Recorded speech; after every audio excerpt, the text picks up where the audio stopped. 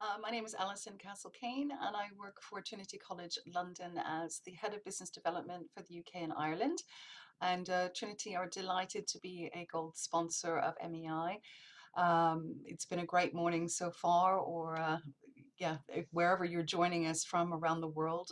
Thank you for joining this session, and I hope it's been a successful conference thus far. I just wanted to kind of bring you through some developments at Trinity College London. Some of this will be relevant both to schools in Ireland, but also to those of you who are working as education agents as well. Some things to be aware of in terms of TESOL developments, as well as exams, and also training that we provide for education agents too. For those of you who don't know too much about Trinity, we are an educational charity, and we have been in existence since 1877. I'm only talking about English language qualifications today, but we also do qualifications for music, drama, and art as well. On the screen there, you'll see just a quick snapshot of the different qualifications that we offer, and this covers everything from very young learners from the age of 3, nursery, kindergarten age, all the way up to teachers who are preparing to go into the world of TESOL, or those who are seeking even more advanced degrees in TESOL as well. Today I'll be talking very briefly about where all of these qualifications sort of sit in the Trinity suite and who they're for, just so you have an understanding of that. And then we'll look at as well, not at all the TESOL qualifications, but just at a couple that are new just this year and last year. So we'll start with just looking at kind of the ethos of Trinity exams and how I like to think Trinity is a little bit different to other exam boards.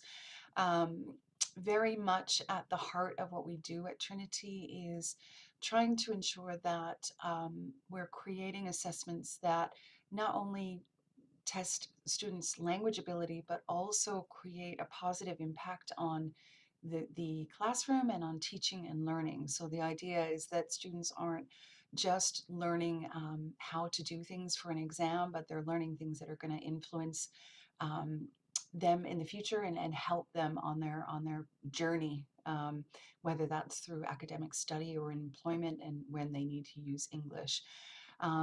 We are always looking at the candidate's ability to communicate in a competent way. So it's not just their language skills, but it's also those other skills around how well they interact and sustain dialogue. And we'll look at a moment at a couple of exams that involve that one-to-one experience with an examiner. Also built into the fabric of every Trinity qualification is this sense of developing skills for the future. So a lot of the assessments will utilize things that like note-taking or synthesizing across different texts, those sorts of things that you're going to have to do either in an academic environment or in a work environment in the future. And even though those things aren't explicitly assessed in Trinity exams, they are definitely part of the fabric of the exam itself. And finally, we always have this sense of bias for best, where we're looking at what students can do with language rather than marking them down for what they can't do. So we're really celebrating their ability to demonstrate their language ability and their language level and to interact with the examiner. Looking at our exams, in particular, we'll start with Trinity Stars. This might be kind of new for people. We have run it in the UK. We haven't done sessions in Ireland yet. Unfortunately, the pandemic got in the way, but this is something that we're looking at for 2022. So the Trinity Stars Award is designed for young learners at primary age, so from age 3 to 12. And it's a group award. So a group of students will get together, they will do a performance. It can involve music, it can be a traditional play, it can be something that the students wrote, and very much a kind of collaboration with their teacher and their fellow learners in the class. We offer this at different stages, but as you can see from the screen, The performances can be as short as 5 minutes, up to a longer whole school performance. Places like India and China, we run these in primary schools. But there's kind of something for everyone. Everyone gets a certificate and a medal, and it's very much a confidence builder. And also, I think something that certainly parents like to see as a kind of demonstration of what the students have done on their course of study. And of course, it's very creative, both for the learners and for teachers as well. The graded examinations in spoken English is one of our core English language exams. This is a speaking and listening exam only, and it is available at 12 grades from pre-A1 all the way to C2. So absolutely something for everyone. The graded examinations in spoken English, or GESE as we refer to them, um, you'll see on the screen there, as you go up in level, it increases in complexity, but it is very much the type of exam that you can fit with any general English course book, because it's really all about giving students the opportunity to interact and to talk as much as possible and to communicate. The topics in the GESE exam that students encounter will be very much the kinds of things they find in a general English course book. And then they also have the opportunity to bring their own topic into the exam and talk about that with the examiner. As you can imagine, that's quite a motivating experience for students. And the other, you go up in level, once you get to the sort of intermediate level, we introduce the interactive task. And this is about that communicative competence. So this is about students demonstrating that they can take control of a conversation and ask questions and interact with the examiner appropriately, and also kind of sustain that dialogue. And then at the very high levels, we have more traditional listening and a topic presentation. So that involves some more formal skills from the learner at the advanced level. We've just created schemes of work for the GESE exam. I would almost see this as like a mini course book. So we've produced this from A2 level upwards. It provides 30 hours of materials, so you can use that over a short course. So if you only have a couple of weeks that you're teaching students intensively, this works perfectly. It's got everything in there to make sure that you cover every aspect of the exam, and lots of fun activities that can be used, with your groups of learners. I would also argue there's a huge amount in there, even if not every learner is going to take the GESE exam. Lots of really useful, what we would call best practice in communicative language teaching activities in there. The link is there if you want to take a little screenshot. I don't know, I may share the slides after, but we're happy to share them too, or you can always email me as well. My details will be at the end. But they're free to download. You just pop your details in, and then you can have access to a zip file to download everything. This just gives you a sense of what they look like. On the left, you can see the kind of planning of timings and what the handouts are and what the aims are. On the right hand side, you can see what the notes to the teacher are, and at the bottom of the screen, that's just an example of a handout that you can cut up and use for scenario cards for students to do an activity. Okay, ISE is quite a popular exam for us in Ireland. It is used for ILEP purposes, so students who need a visa to stay and study English language in Ireland may take the ISE exam. ISE is growing in recognition in Ireland for entrance purposes into Irish higher education institutions. In the UK, it also has wide recognition. About 96% of universities will accept ISE as proof of proficiency. It is our equivalent to high stakes 4 skills exam needed for university entrance.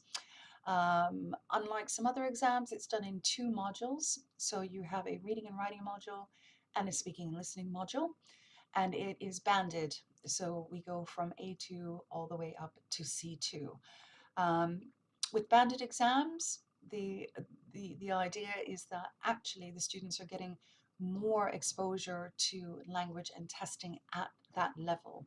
So we would argue that it's quite a robust way to demonstrate the students' language ability and where they are on the Common European Framework.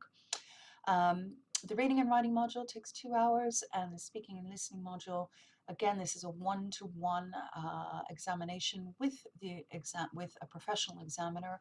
It is quite similar to the GESE exam in its structure, but the main difference is the topics are more academic in nature. And that, of course, will increase in length as you go up in the levels. On to TESOL. So Trinity are a global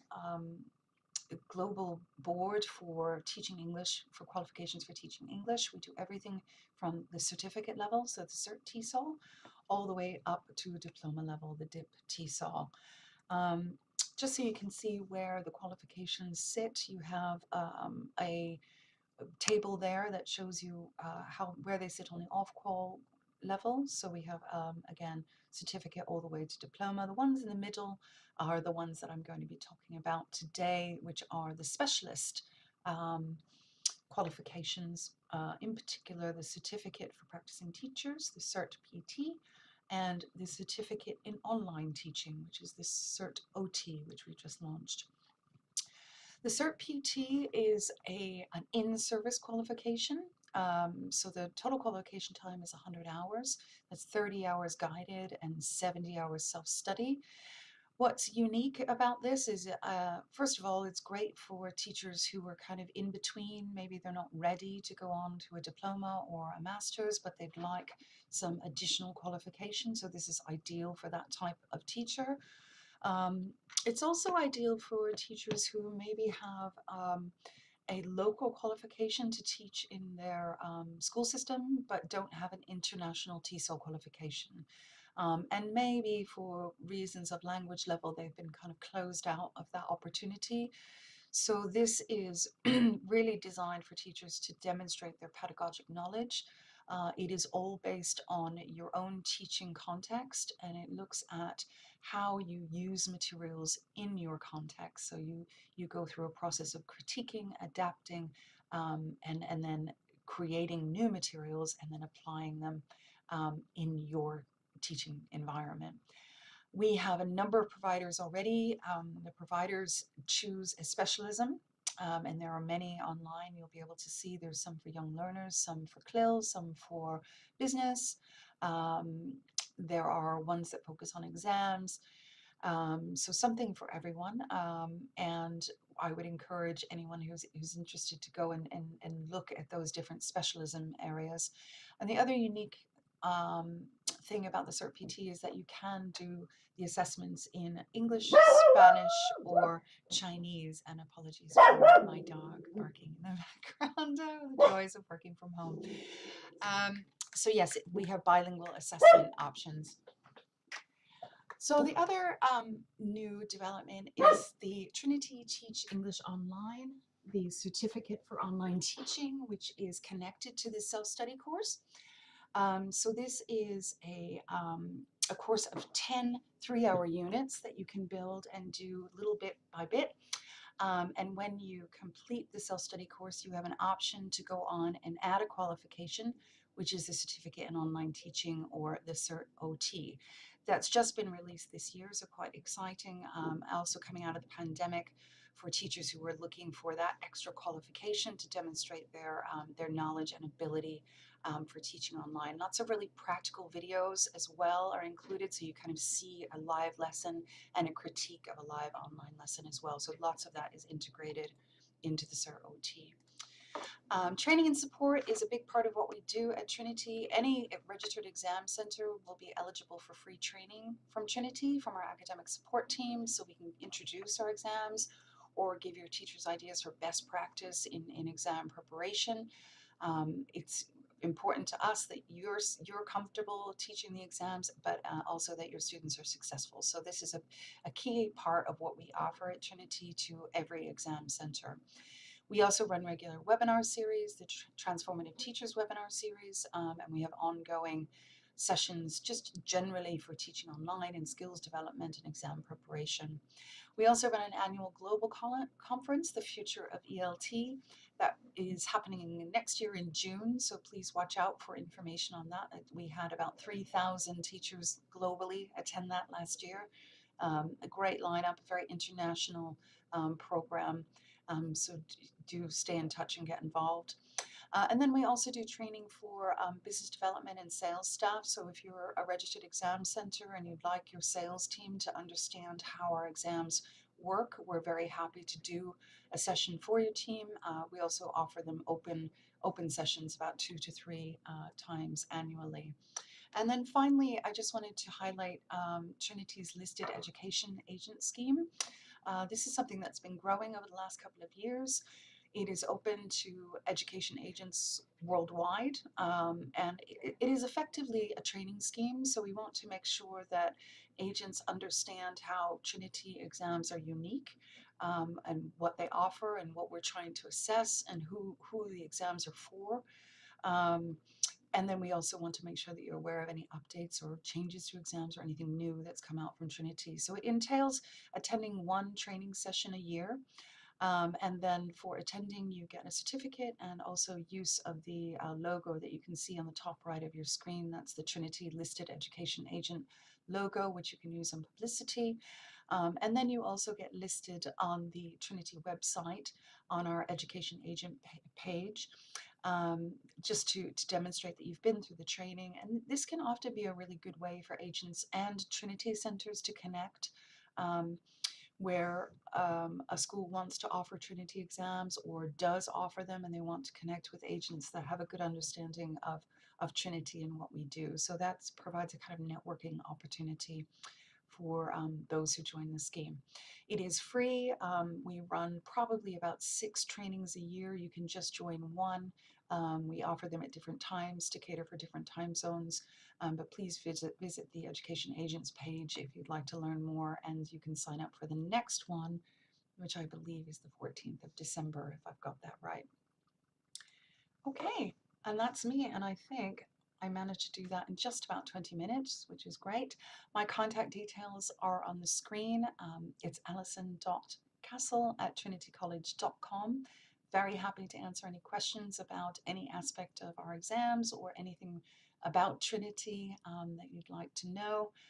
Please don't hesitate to get in touch. And once again, thank you to MEI Ireland for inviting me along. And again, we're very, very pleased to be sponsoring this conference. So thank you.